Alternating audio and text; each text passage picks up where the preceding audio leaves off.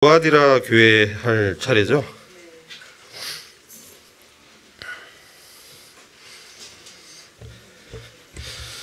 우리 교재는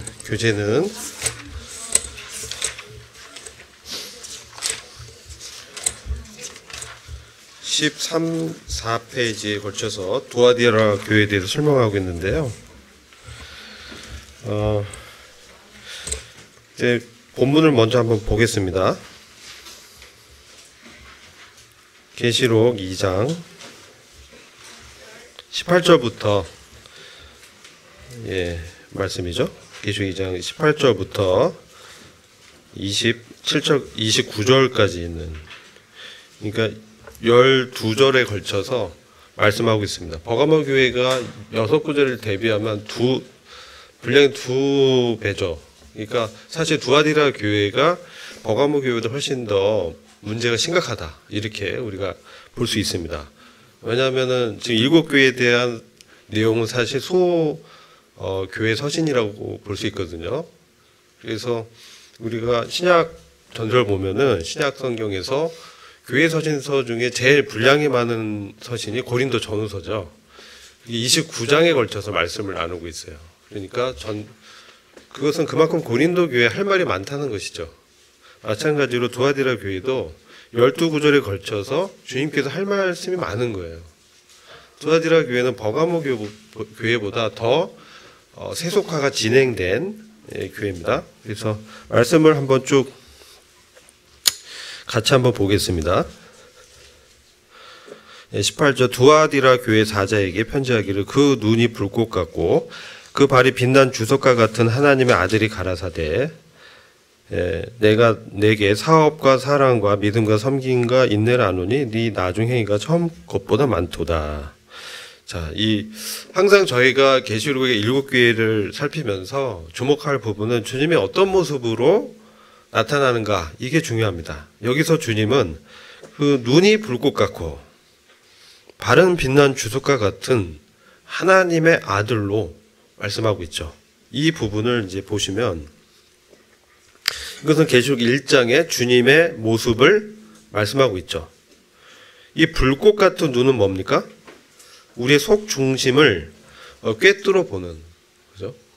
우리 마음의 생각을 살피시는 그런 주님의 판단을 우리가 알 수 있죠. 이게 보통 그 심판의 모습에서 심판주로 오신 주님의 모습, 또 교회 가운데 행하시면서 교회를 판단하시고 칭찬하시고 책망하시는 그 주님의 모습을 우리가 여기서 볼 수가 있습니다. 그죠? 그리고 발은 빛난 주석과 같다. 이것은 주석과 같이 단단한 발은 사실은 원수 대적을 밟아버리는 그런 주님의 심판을 나타낼 때 나타나는 어떤 표현이거든요. 그래서 우리가 1장에서 나타난 주님의 그 계시된 모습에서 특별히 두아디라 교회는 이러한 심판하시는 주님의 모습을 보여주고 있다는 것이죠. 그리고 하나님의 아들로 자신을 또 말씀하고 있어요. 사람으로 오셨지만 또 완전한 또 신성을 갖추신 그 하나님 아들, 부활하심으로 하나님 아들을 드러내신 그런 주님의 모습을 나타내고 있습니다. 이렇게 심판주로서의 모습을 드러내는 이 주님은 참 엄위하신 주님이시죠. 그래서 두아디라 교회에 대해서 엄위하신 주님이 말씀하시는 거예요. 근데 19절 보면 처음에는 주님의 말씀을 항상 칭찬하십니다. 내가 너에게 사업과 사랑과 믿음과 섬김과 인내를 아노니 내 나중 행위가 처음 것보다 많도다.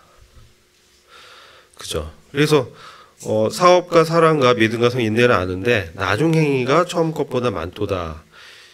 이것은 두아디라 교회가 처음보다 시간이 지날수록 이 섬김이 더 풍성해졌다는 것이죠. 특별히 이것은요, 이 사업, 어떤 행위, 일적 측면을 말씀해요. 사업. 근데 그 일적 측면이 원어적 보면은 사업, 그리고 또 설명하는 거예요. 두아디라의 어떤 행위가 어떤 것이냐면은 사랑과 믿음과 섬김과 인내를 통해서 했다는 거예요. 그래서 처음보다는 더 나중의 행위가 더 영적으로 풍성하게 나타났다. 이런 것을 이제 보게 되죠. 근데 20절 책망을 또 하십니다. 먼저 칭찬하시고 책망하시는 주님 볼 수 있습니다. 근데 주님 항상 저희들을 격려하십니다. 우리 어떤 행동에서 물론 많은 잘못된 부분도 있지만 먼저 우리를 격려하시고 위로하신 다음에 그 다음에 이렇게 잘했는데 이런 부분은 고쳐야 돼, 이런 말씀이죠. 근데 자칭 그 선지자라는 여자 이세벨을 용납했다. 이 부분이 사실 문제입니다. 사실 이제 이세벨이라는 어떤 이름은 우리한테 낯익은 이름이죠. 이세벨이 누굽니까? 예, 아합 왕의 아내죠. 예, 이세벨 출신이 어디입니까? 예, 시돈, 그죠? 시돈의 옙바알의 딸입니다. 옙바알은 바알 신을 섬기는 제사장이죠. 그 당시 부족은 제사장이 이제 왕권도 갖고 있었기 때문에 통치자의 딸이에요.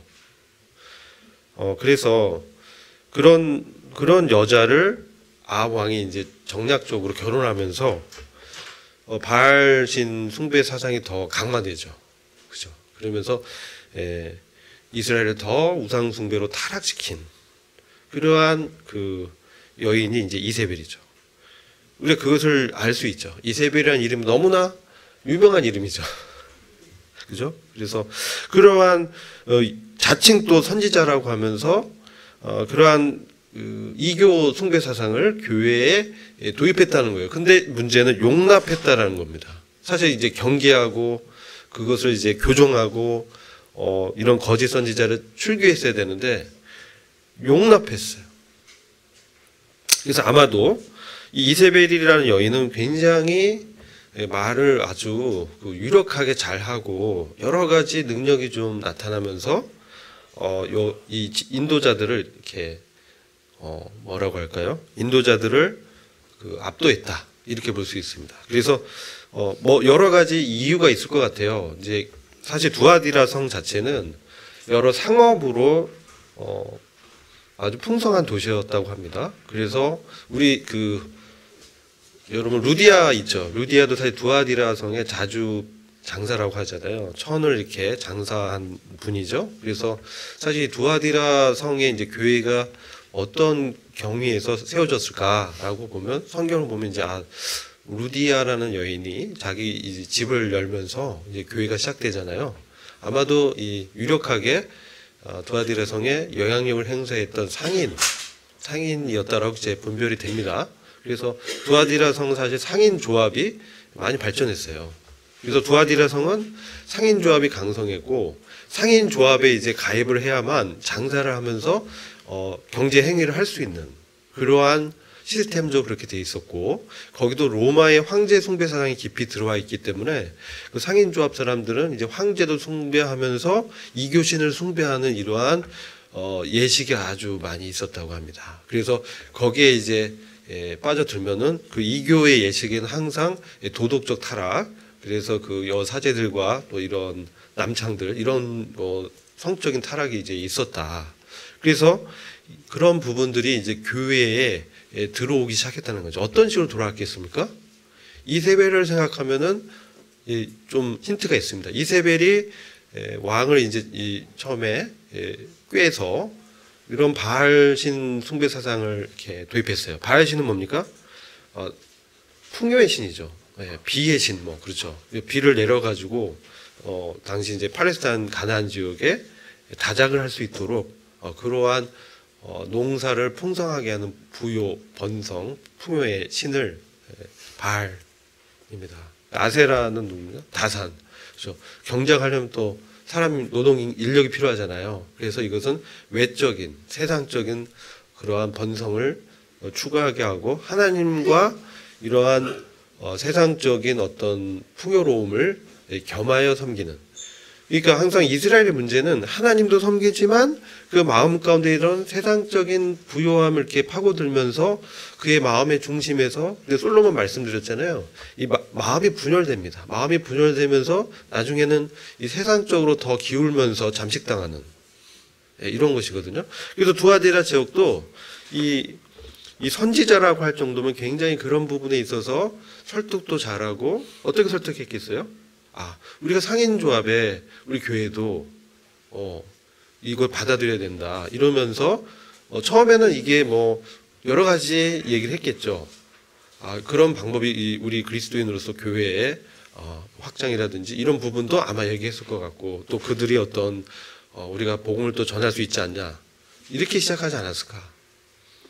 좋은 측면을 이제 강조한 것이죠. 물질적인 부분도 있지만 영적인 부분을 처음에 이제 접근하면서 그런 부분을 허용한 것이죠. 용납했다. 근데 문제는 뭐냐면 이것을 분별하면서 그것을 잘 가르치고 했어야 되는데 이 부분에서 실패하면서 그들이 이런 것 같아요. 우리의 육신이 참 약합니다. 육신이 약하다 보니까 그렇게 이제 좋은 의도인 것처럼 보였지만 거기에 이제 그들이 이제 잠식당하면서 이 도덕적 타락이 오게 된 것이죠. 이게 상인조합에 되니까 거기서 어떤 일이 있었냐면은 그 귀신에게 드려진 이제 재물도 이제 막 접하게 되고 음식도 접하게 되면서 거기 여사제들과 행음하는 사건이 일어났다는 거예요. 그래서 여기 보면은 내 종들을 같이 꿰어 행음하게 하고 실질적으로 이런 사건이 일어났다라고 문자적으로 저희들이 분별할 수 있는 것이죠. 영적 음행이라고도 볼 수 있지만 실질적인 당시의 두아디라 성의 상태가 그랬다는 거예요. 그래서 그런 것들이 이제 교회에 들어오면서 실질적인 우상의 재물을 이제 먹었다는 거죠. 그러면서 그들이 그 가르침에 이제 잠식당해서 이제 거기에 대해 무감각해지면서 들어왔어요. 그러면서 완전히 세상의 어떤 문화가 교회 가운데 들어오는데, 특별히 우리가 이세벨 하면요, 우리가 생각할 수 있는 이교신, 이게 출발은 어디냐면요, 니무롯입니다. 그 바벨, 그죠? 바벨성 뭐 이렇게 생각하면 그 니무롯의 아내가 세미라미스가 있었고 그 아들이 담무스입니다. 그래서 이게 바벨론 신앙의 시작이 됐어요. 이게 왜 말씀드리냐면 이 두아디라 교회의 영적 상태가 이러한 그 이교신을 우상 숭배를 교회 가운데 도입한, 이것은 뭐냐면 기독교 역사적으로는 저희들이 보면 로마 카톨릭이라고 분별하고 있습니다. 그래서 로마 카톨릭이 마리아를 신성하면서 마리아에게 기도하고 마리아를 통해서 하나님께 나아가고 그렇게 이제 마리아를 신격화하는 마리아 그 숭배 사상이 들어와 버렸어요. 그래서 카톨릭 그 성당에 가면은 마리아와 아기의 수상이 항상 있습니다. 여기서 예수님은 항상 아기입니다. 예수님은 아기의 모습으로 항상 마리아 품에 안겨있는 아기의 모습으로 그리고 있습니다. 이것은 마리아의 통제권 안에 있다는 것이죠. 이게 바로 세미라미스, 담무스, 이런 여러 가지 이름은 다르지만 이 어머니와 아기의 어떤 이교 신앙이 들어왔어요. 이것이 세계 전역에 이렇게 그래서 발견되는 그런 이교 신앙입니다. 이게 바벨 신앙이고 이 계시록 17장에 바벨론 음녀 종교라고 합니다. 그래서 이것이 결국 이 교회 세력이 세상의 정치와 경제 세력과 이 결탁을 해서 배도하는 그러한 길을 걷게 되는 거거든요. 근데 두아디라 교회에서 그것이 이제 나타났다는 거예요. 그래서 주님께서 심판주의 모습으로 그것을 이제 경계하면서 그것을 알려주시면서 거기서 회개할 것을 말씀하는데, 여기서 기회를 줬다. 그에게 이제 회개의 길을 줬지만 회개를 하지 않고 계속해서 타락의 길을 갔습니다. 그래서 사실 이것이 실질적으로 육체적으로도 그랬고 영적으로도 그러한 세상적인 가치관이 들어오게 되면서 그가 교회가 결국은 그 로마 카톨릭이 그러한 그 사실은 그 안에 깊숙이 이런 우상 숭배 사상에 잠식당하고 이제 심판을 이제 당하는 그런 모습들을 그리고 있는데요. 22절 보시면 볼지어다 내가 그를 침상에 던질 터예요. 버려버린다는 것이죠.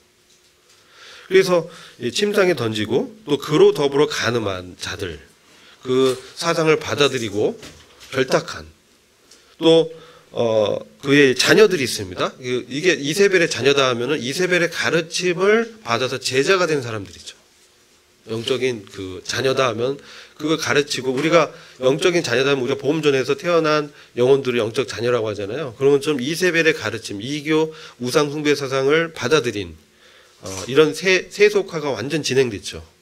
그러니까 버가모에서 세속화가 들어왔는데 두아디라에서는 꽃을 핀 거예요.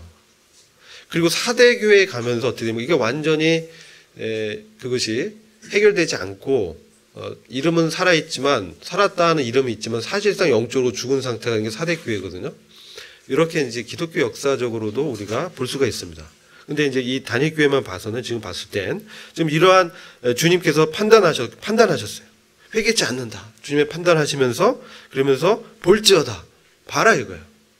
봐라. 이 말로를 봐라. 그래서 실질적으로 그 당시 두아디라 교회에 큰 어려움이 닥쳐서 교회가 굉장히 어려워졌다라는 그 또 얘기가 있습니다. 근데 실질적으로 주님께서 그 교회를 징계하셨고 또 우리가 기독교 역사 속에서도 앞으로 이제 어떻게 이 바벨론 음료 종교가 하나님 심판을 받게 되는지 그것을 알 수가 있죠. 이게 요한계시록 17장 가면은 우리가 알 수가 있습니다. 잠깐 볼까요? 요한계시록 17장.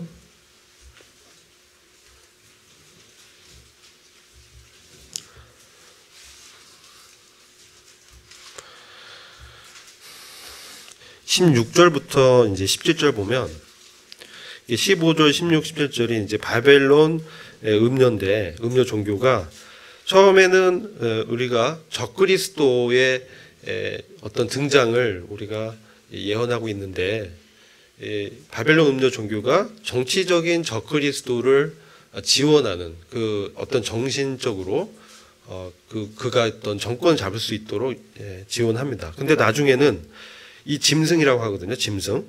여기 16절 보면 내가 본 바 이 열불과 짐승이 이게 마지막 적그리스도의 정부예요. 음녀를 미워해요. 이 바벨론 종교 음녀를 미워해서 망하게 하고 벌거벗게 하고 살을 먹고 불로 아주 사르리라.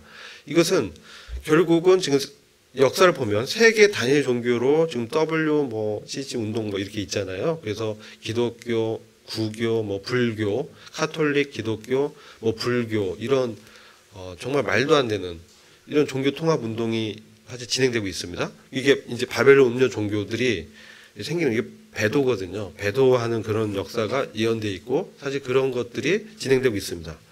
근데 그런 그 두아디라 교회가 사실 로마 카톨릭을 상징한다고 본다면 그가 침상에 던져지고 이 죽임을 당하고 이 심판당하는 모습은 요한계시록 17장의 전조다. 그래서 17장에 그 바벨론 음료 종교 마지막 세계 단일 종교가 이 적그리스도로부터 마지막에는 버림당한다는 거예요.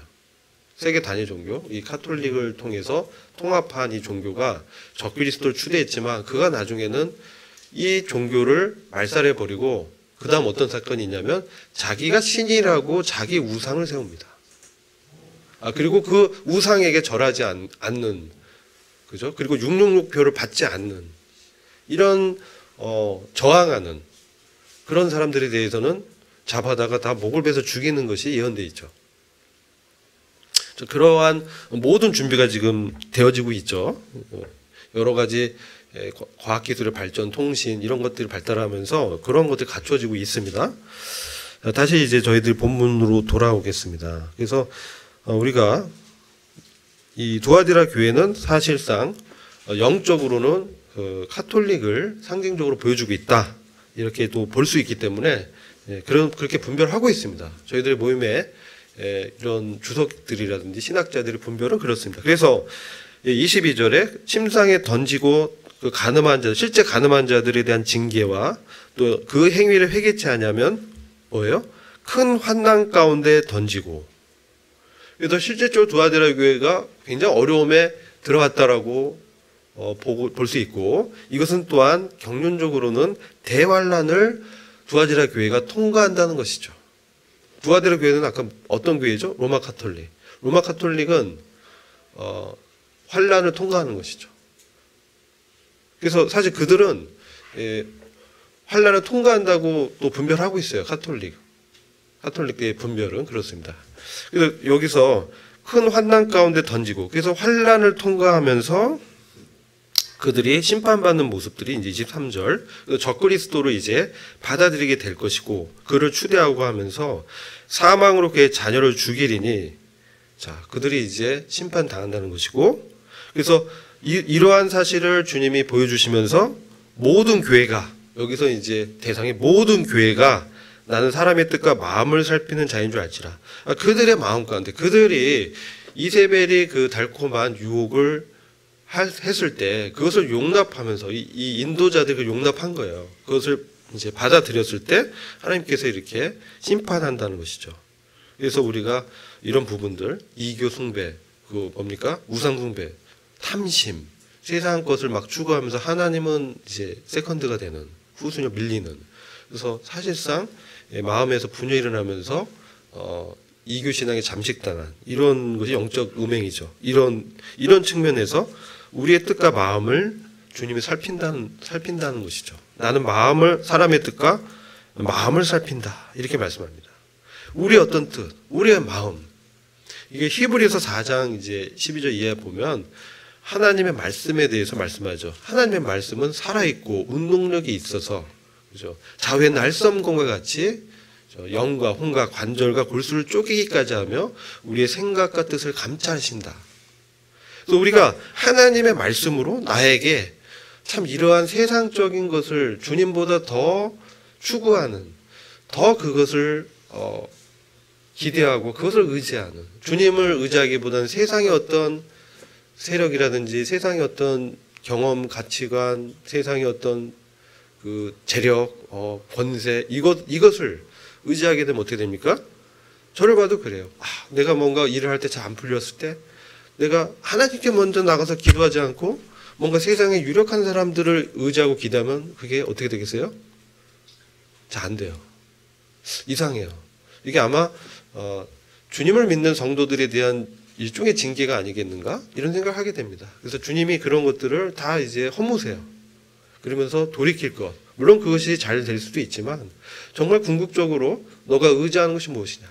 이것을 이제 보게 하시죠. 제가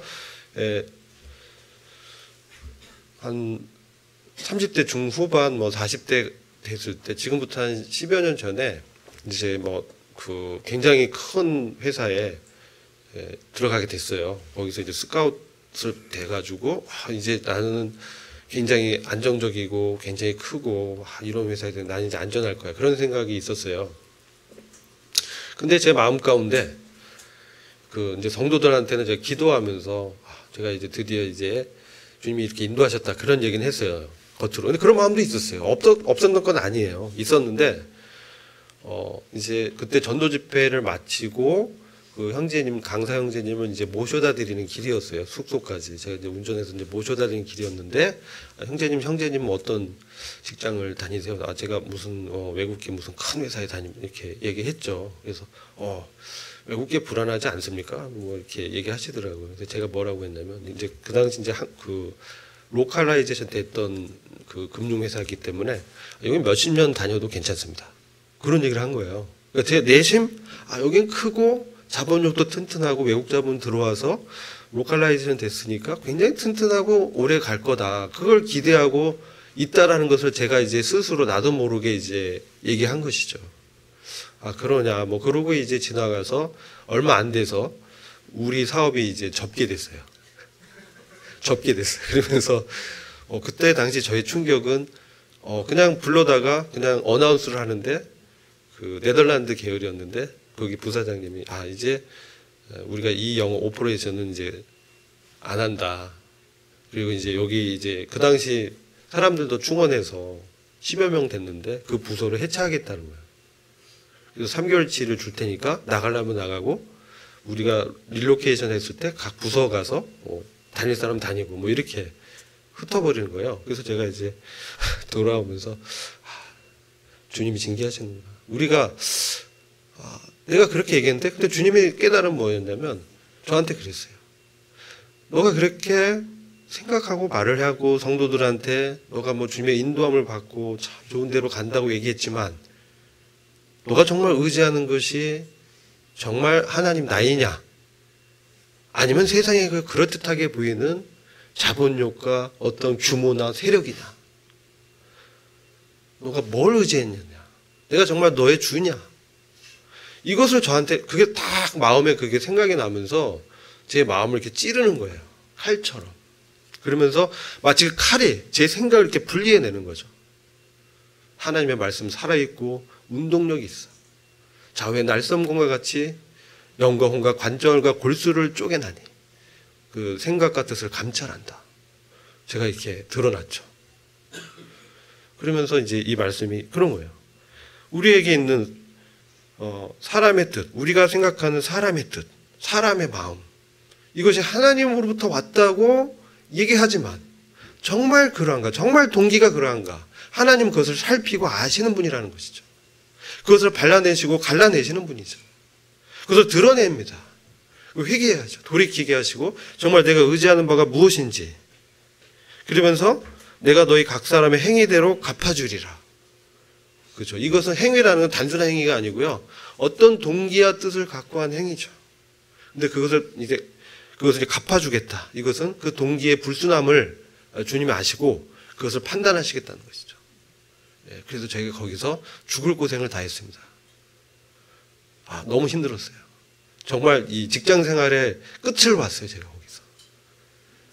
이게 정말 직장 생활의 진수구나. 막 갈아진다는 느낌을 받았어요. 나중에 이제 기회가 되면 설명을 드리겠습니다. 청년들도 있는데, 여러분 직장을 선택할 때 외모로 보지 마세요. 정말 하나님께서 인도하고 하나님 믿는 그런 신앙을 지킬 수 있고 그런 것들을 잘 봐야 돼요. 단순히 어떤 돈을 많이 준다, 외적 그럴듯하다. 하나님은 우리를 잘 아시고 우리가 앞으로 어떻게 될 것과 미래를 다 보시는 분이에요. 우리의 뜻과 마음을 감찰하는 분이에요. 그래서 이건 마찬가지예요. 결혼 상대 배우자 선택한 것도 마찬가지예요. 정말 신실한 이런 신앙이나 믿음 보지 않고 외적인 거, 외모와 그죠. 우리가 학벌이나 직업 이런 거 이제 안 볼 수는 없는데 너무 그것을 위주로 하지 말라는 거예요. 하나님 뜻을 이제 살피라는 것이죠. 그 행위대로 갚아주리라. 우리 판단 내린 그 행위대로 하나님이 우리 살아생전에는 우리를 거룩에 참여시키기 위해서, 우리를 정화시키기 위해서 징계하시고 그것이 회개되지 않고 계속 가져간다면 우리의 상급을 잃게 될 것입니다. 이런 부분들을 잘 살펴야 돼요. 24절 보면 두아디라에 남아있어. 자, 이 남아있다는 표현이 매우 중요합니다. 마지막 시대 이 주님의 그 마음과 뜻을 이제 분별하면서 남아있는 사람들이 있어요. 남은 자라고 합니다. 두아디라 교회에서 환란을 통과하면서 남아있는, 그러니까 아무래도 환란기에 들어가서 믿게 된 그 믿음이 진실해진 사람들이 있다는 것이죠. 그런 사람들, 또 실제로 두아디라에 그 이교 숭배, 황제 숭배에 깊이 물들지 않은 사단의 깊은 것을 알지 못하는 신실한 성도들이 있었습니다. 그래서 우리가 카톨릭에도 성도들이 있을 수 있습니다. 그거 다 매도하면 안 되고요. 전체적인 부분은 그렇지만 그 안에 이제 실제 믿는 사람도 있어요. 제가 예전에 이제 옆방에 계셨던 그 상무님 계셨는데, 전전 직장인데 그분이 카톨릭 성도셨는데 굉장히 신실하셨어요. 그래서 저를 이게 퇴근길에 이렇게 운전을 라이드 해주시면서 항상 태워주셨는데, 제가 이제 기독교 신자인 줄 알고 이렇게 많은 질문을 하셨어요, 저한테. 그런데 이제 제가 이제 그분께 도전했죠. 상무님, 거듭나셨습니까? 잘 뜻을 이해를 못 하시더라고요. 그래서 이제 설명을 드렸죠. 물과 성령으로, 죄 씻음과 성령으로 다시 태어나지 않으면 아무리 그 교회 나가고 카톨릭 나가고 미사 드리고 해도 거듭나지 않으면 하나님 나라에 들어갈 수 없습니다. 그분이 그걸 심각하게 봤더니 이제 교리 공부를 시작하시더라고요. 그래서 날마다 그 질문, 그 Q&A를 했어요. 이건 어떠냐. 근데 나중엔 저한테 그러더라고요. 혹시 구원파 아니냐고. 저희는 구원파 아니고요. 크리스찬 브레드린 어셈블리입니다. 그렇게 이제 소개하고, 우리 좋은 이제 믿음의 선배들을 좀 소개해드리고, 이렇게 하면서 복음을 전했는데, 그분은 이제 이렇게 생각하시더라고요. 우리가 어떻게 구원 받았다는 걸 알 수 있습니까? 가서 이제 우리가 어떻게 교만하게 우리가 하나님의 구원을 어떻게 우리가 확신할 수 있습니까? 그럼 교만한 거 아닙니까? 그분 진짜 그 순수하고 그런 마음에서 이제 그런 거예요.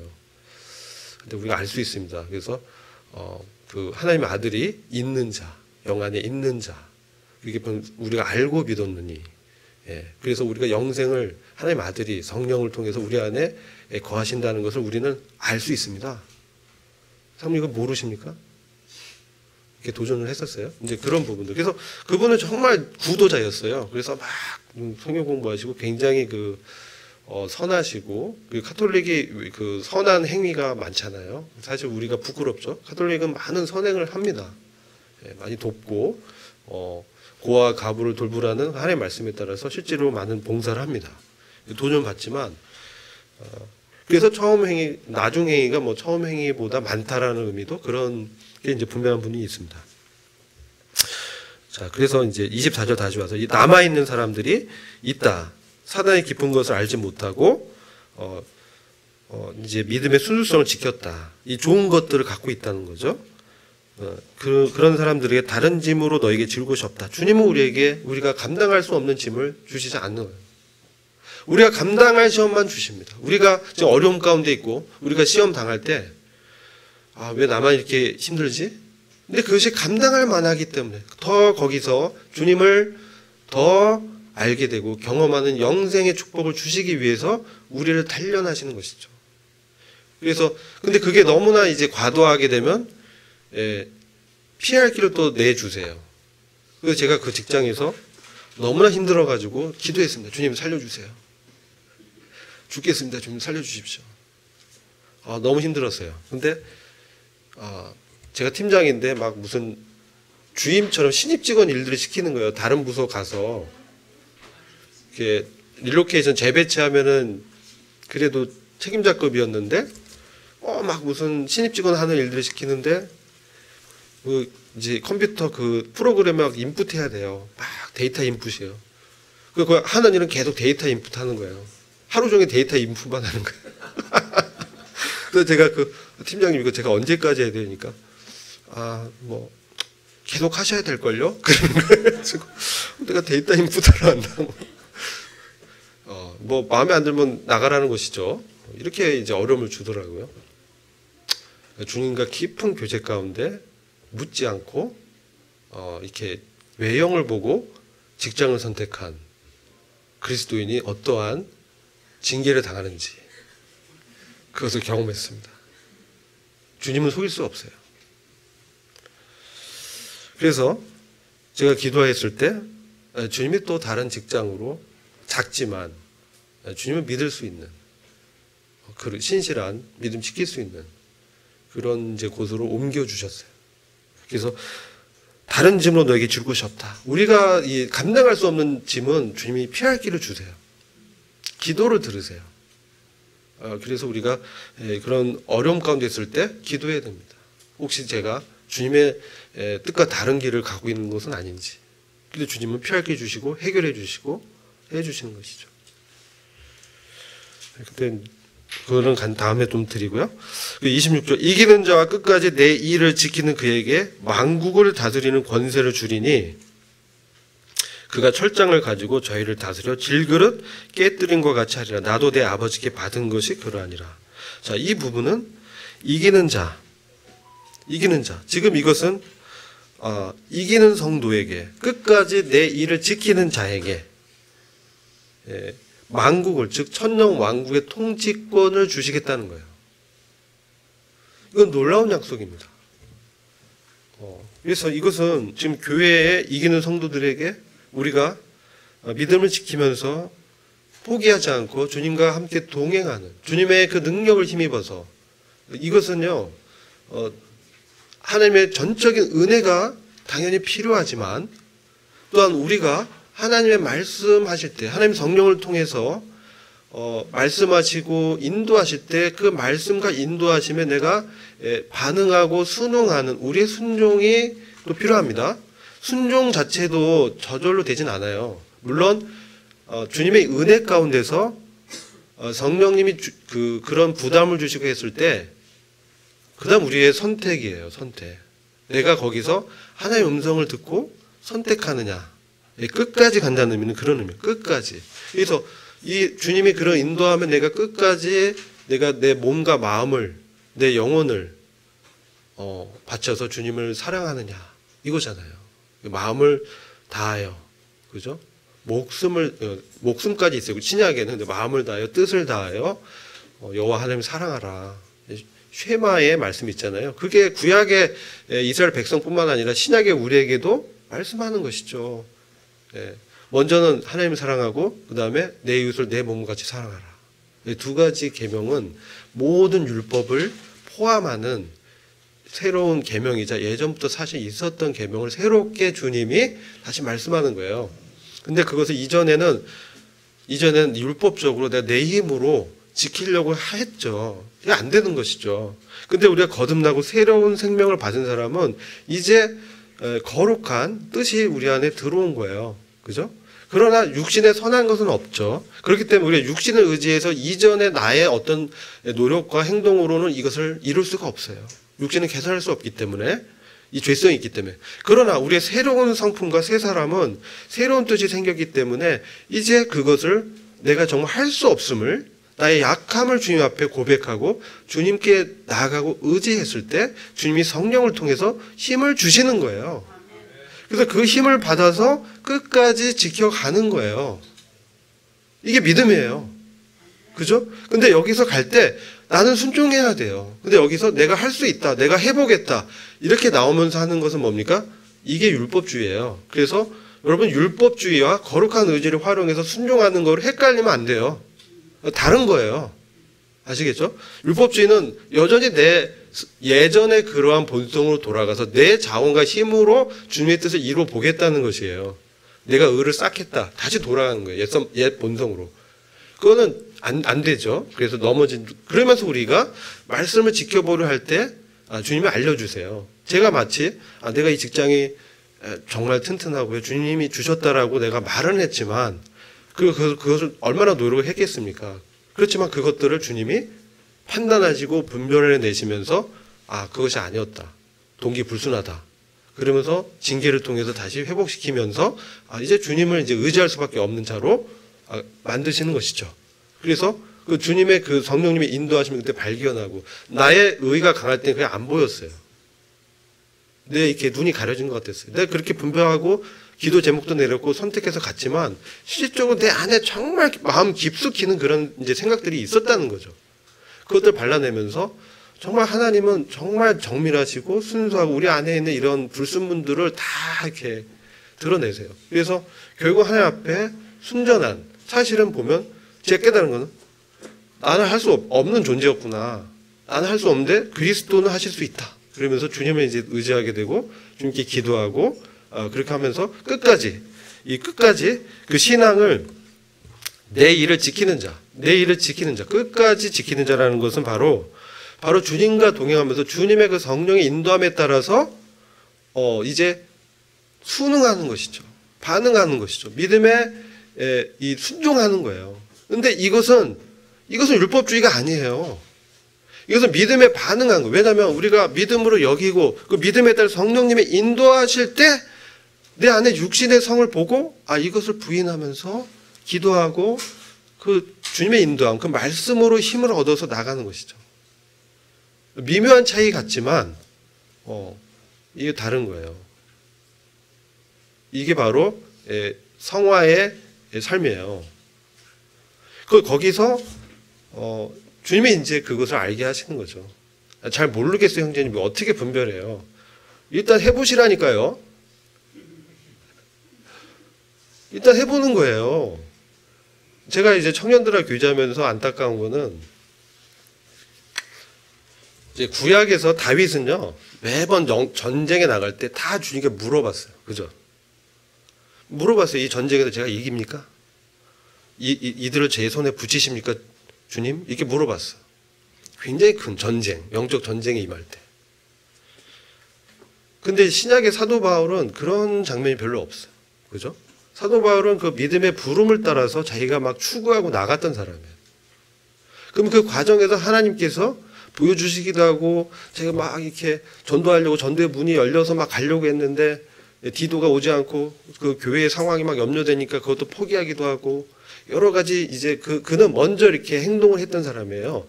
근데 이제 먼저 행동해서 갈 때 주님이 그것을 뜻이 아니면 성령이 맡기도 하시고, 그죠? 이게 뭐예요? 이거는 그가 묻지 않고 갔다는 거예요. 신약의 사도 바울은 그렇게 했어요. 그러니까 모든 것을 다 그렇게 할 수도 없어요. 그죠? 그러나 아주 중요한 일들. 그러니까 내가 생각하기에 이게 사람의 신앙의 성장과 성숙에 따라서 사람마다 다 달라요.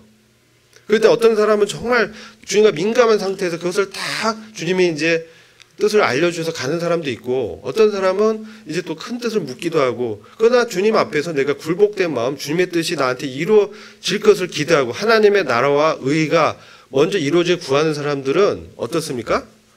그런 순종하는 마음에서, 그런 태도에서 이제 가는 것이죠. 이것을 율법주의라고 할 수가 없다는 거예요. 이 분별을 잘 하셔야 돼요.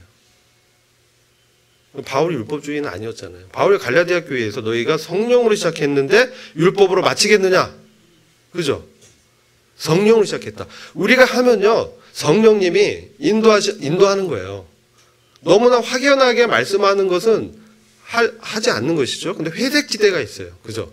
하라 마라가 분명한 거는 그냥 그 뜻이 하나님 뜻인 거예요. 말씀에서 하라 마라 하는 거는. 근데 그것이 언급이 안 된 회색지역, 이 직장, 이 배우자, 또 어떤 일을 선택하고 할 때는 하나님 앞에서 내가 순전한 양심으로 정말 이 일을 하는 것이 하나님의 뜻에 부합한지 그것을 살펴보고, 하나님 뜻에 부합하다는 마음의 평안과 안식이 있고 마음의 위로가 찾아오고 여러 성도들이 그거 괜찮고 뭐 이렇게 또 권면해주고 하면 이게 하나님 뜻으로 분별하고 가는 것이에요. 그러다 또 이제 주님 맞기도 하면은 거기 이게 아니구나 또 돌이키기도 하고, 그죠? 자, 이런 것이 우리가 신앙에서 끝까지 주님의 일을 지키는 이게 어떤 의미인가? 왜냐하면 우리가 그리스도의 심판대에서 만국을 다스리는 권세를 주님이 주신다는 거죠. 그럼 어떤 사람에게 더 많은 권세를 주시겠어요? 그죠? 나의 삶의 더 많은 영역에서 주님의 뜻에 더 부합해서 주님을 높이고 주님을 사랑하는 그 동기가 중요합니다. 동기로 내 마음 뜻, 내 뜻과 생각이 정말 나의 그런, 주님 다 아세요. 속일 수가 없어요. 제가 아무리 겉으로 포장하고 이건 정말 그 하나님의 뜻이고 인도함이라고 얘기했지만 정말 내 마음 가운데 깊숙이 성령님이 그걸 드러낼 때는 알게 되는 거예요. 그 육신을 알게 돼요. 그래서 그런 부분에서 정말 우리가 주님과 이제 평상시에 어쩌다가 아니라 평상시 뭐 일주일에 한 번, 한 달에 한 번 그게 아니라 날마다 매 순간마다 우리가 주님 앞에 깨어 있어야 돼요. 이것도 율법주의냐? 그럼 제가 할 말은 없죠. 우리 예배당에 오는 게 율법주의는 아니잖아요. 주님 사랑해서 오는 거잖아요. 주님의 사랑의 동기로 하는 것이죠. 자, 27절. 그런 자에게 권세를 주겠다. 이 때가 찬 경륜에 하나님께서 다스리는 권세를 주겠다는 거예요. 그럼 27절 보면 그가 철장을 가지고 저희를 다스려 질그릇 깨뜨리는 것과 같이 하리라. 나도 내 아버지께 받은 것이 그러하니라. 자, 그래서 이거 철장 권세를 가지고 다스려 질그릇 깨뜨리는 거. 자, 이것은 시편 2장에 예언한 주님의 그 철장 권세로 마지막 열방을 통치할 때, 그죠? 함께 그 심판하는, 함께 다스리는 그런 권세를 주시겠다는 거예요. 27절입니다. 철장 권세. 이 철장은 심판한 권세도 있지만 이 목자의 지팡이입니다. 목자의 지팡이. 그래서 인도하는 것이죠. 인도하고 교정하고. 그래서 저희를 다스려서, 우리를 다스려서, 그가 철장을 가지고 저희를 다스려. 이건 뭐냐면 주님이 철장 권세를 가지고 이방 나라들을 다스릴 때 질그릇 깨뜨리는 것 같이 할 때, 질그릇 깨뜨린다. 이것은요 다니엘서 2장에 예언된 그 신상, 금 신상 있잖아요. 머리는 금, 뭐 가슴은 은, 허리는 동, 그죠? 다리는 철, 10발가락, 그런 것들 깨뜨리는, 즉 주님의 그 권세로 인간이 세운 바벨론 제국을 무너뜨리는, 그 하나님의 왕국을 세우는 그런 그럴 때에 같이 하시겠다는 거예요. 그런 그 상을 주시겠다는 거죠. 그리고 새벽별을 주겠다. 주님의 놀라운 임재를 주시는 것이죠. 새벽별, 주님이에요. 귀 있는 자는 성령이 교회들에게 하신 말씀을 들을지어다. 아멘. 그래서 우리가 이 성령님을 통해서 이 말씀을 통해서 교훈받는 것을 듣는다. 말씀 마음에 품고 그에 따라간다는 것이죠. 말씀에 사로잡혀서 삶이 인도되는 이 성령 충만한 그런 삶을 말씀하는 것이죠. 문제는 제가 이제 그 카톡방에 푸른 부분을 올려놨기 때문에 시간 관계상 이제 문제 부분은 제가 이제 설명 달았거든요. 제가 아마 이 말씀 드리면서 대부분이 답이 됐을 거라 생각하고요. 문제는 그냥 시간 관계상 생략하겠습니다. 이거 한번 개인적으로 제가 올려놓은 그것을 한번 보시면 제가 다 자세하게 설명했기 때문에 답이 다 있습니다. 기도하고 마치도록 하겠습니다. 아버지 하나님 참으로 감사합니다. 저희들에게 항상 말씀하시고 인도하시며